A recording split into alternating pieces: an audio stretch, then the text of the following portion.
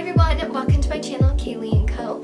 Today I am in my blazer because I would like to talk about job interviews. I personally am a recent college graduate, and so I did freelancing for a while, but now I'm looking to move into full-time position because I really, for a lot of different reasons, I really want to work with a team again. I want to get on a more steady salary, that kind of thing. And so I have spent all summer applying to different places, applying to jobs and interviewing, and I have a lot to say about the process. It definitely can be frustrating sometimes because you really want people to, see the value that you could bring to the table, and sometimes you don't hear back from people, or you're just applying to things because you just are frustrated with how long it's taking. But there is an end to it. Things will fall into place, and what I want to talk about today is the actual job interview part, because when you're working on applying and interviewing and phone interviewing and all of that, and then you actually get to the in-person interview, I think that there's certain things that you can do to make it the most successful as possible. The first tip that I would like to talk about is research the company. I know that you probably know about the company since you've applied to them, but really get further into it. Dig deeper. Look into their website, look into their social media. What kind of things do they post? What kind of news do they think is relevant to them and interesting to them? Get a feel of where that company is, what place they're in, and what they're looking for and what they care about.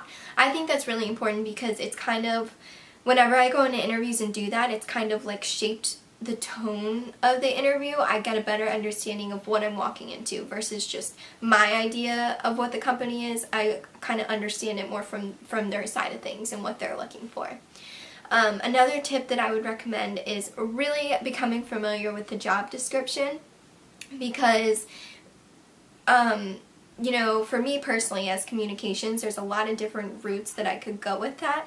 And, I could do anything from heavy design to heavy copywriting to heavy marketing, or just general broad communications. And I think, depending on the jobs I was interviewing for, all of those different things sound good to me because those are all things that I like to do. But when I walk into an interview for a graphic designer, I don't want to be answering questions as though copywriting would be my main focus or something like that. Becoming super familiar with the job description and what the company is expecting from a candidate is very helpful.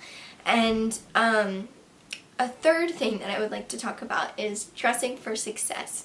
I think that it's so important to go into an interview and looking your best and feeling your best. And I get that sometimes not everything can be business casual where you can have a flair of style to it, but even if it is business professional, do your hair, do your makeup, look your best and feel your best, because that's going to help you walk into the interview and be most confident. My last tip would be to think of questions that you want to ask them at the end of the interview.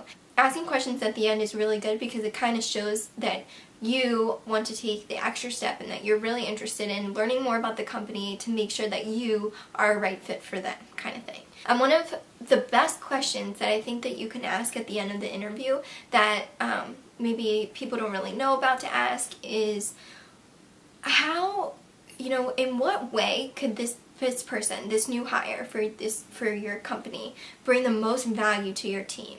So you have the job description out there, you talk to the person, and you kind of know what they're expecting from somebody. But what is that they're really looking for? What would make this candidate just so excellent to them that not only do they check off all those things on their job description, but they have that extra thing that's going to make their team run smoother, their business better, and that kind of thing. And I think that's just a really interesting question to pose because it gets the person who's interviewing, it helps to break the ice with them a little bit so that they can be really honest that, it's more than just you have 2+ years of experience, you have design experience, you have Photoshop experience.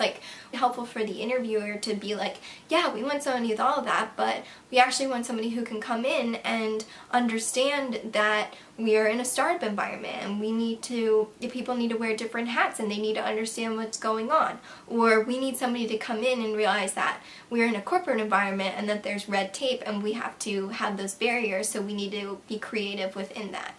And so yeah, I think that that's a really good question to ask.